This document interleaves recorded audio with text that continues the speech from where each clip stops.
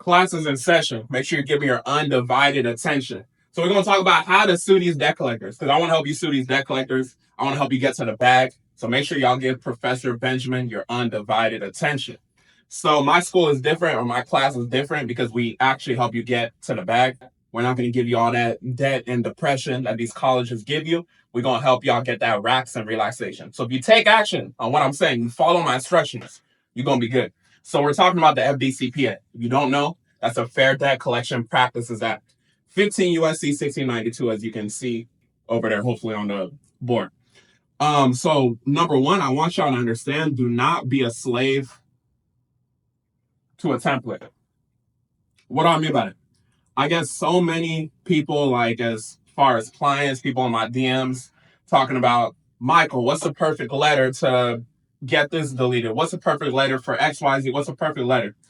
I need y'all to understand, if you take anything from this video, remember that your template is your template.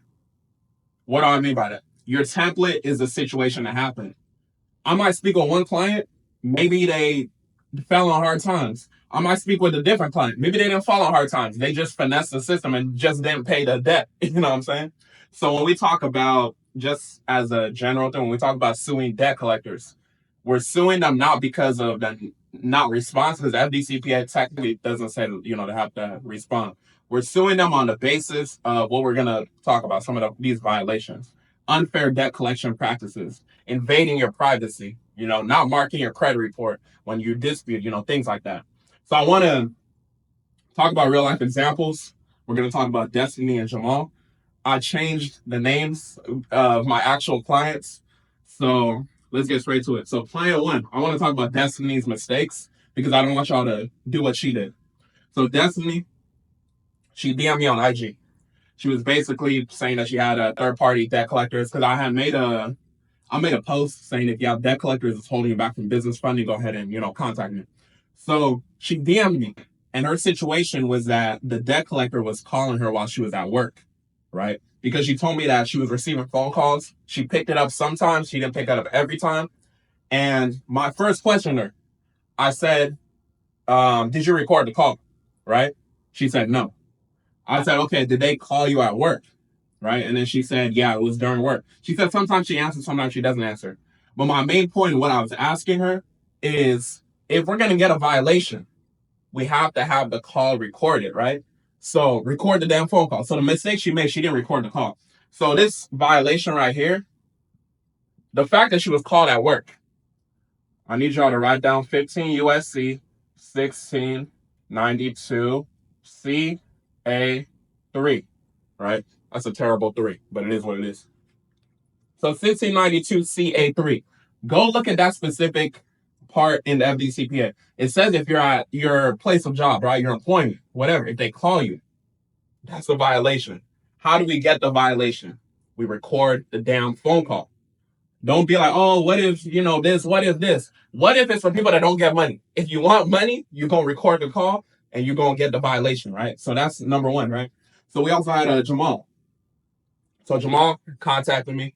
He said that I already sent off my dispute to the third-party agency. I'm not going to mention that third-party agency, but it's a popular one.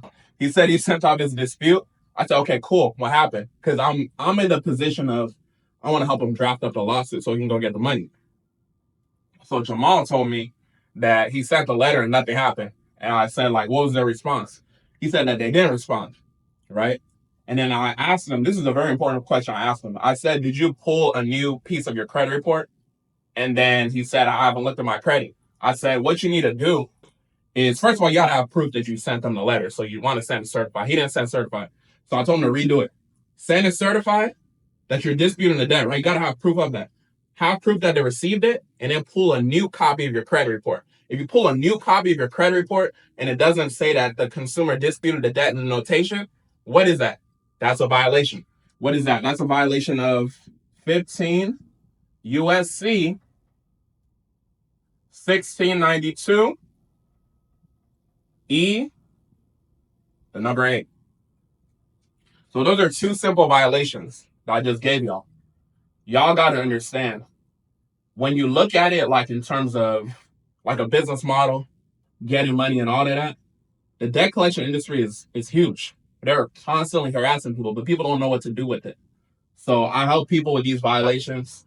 You're literally watching this video. If you take what I'm doing, if you take any action from what I'm saying right here, you read between the lines. You can be able to get your violations, and then at that point, in terms of what's next, you got a draft of your lawsuit. So drafting up the lawsuit requires all the legalese and things of that nature. So if you're not familiar with that, I literally have a community, right? So my community has other people just like you that's trying to get some money. It's $39 a month only, right? If $39 a month is a lot to you to go and file a lawsuit that could potentially get you paid a settlement check anywhere from $2,000 to $4,000, and then you can start a business model to help people do the same thing. Number one, you a dumbass. Number two, you have a poor mentality, right? But I know you watching me, you don't have that mentality. So if you want to get tapped in, I'll have the link in the description. But definitely take action on what I said. But if you don't know how to draft a lawsuit, you need to get some help.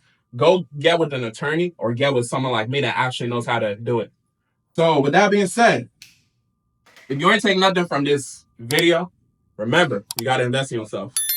Make sure y'all like, comment, subscribe. Y'all have a blessed one. All right, so I knocked out that whiteboard video for y'all because I wanted to give y'all something different. Just different stimulus as far as how you receive the information. Hopefully it was helpful. Hopefully you actually take action on what I said.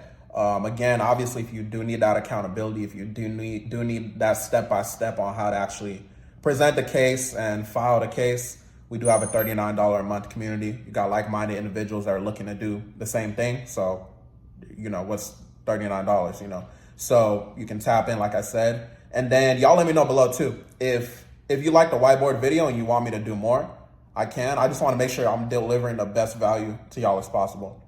So yeah, so step-by-step process. If you want it, again, tap into the community. And if you don't have $39 for whatever reason, just use the free information to move forward. Y'all have a blessed one.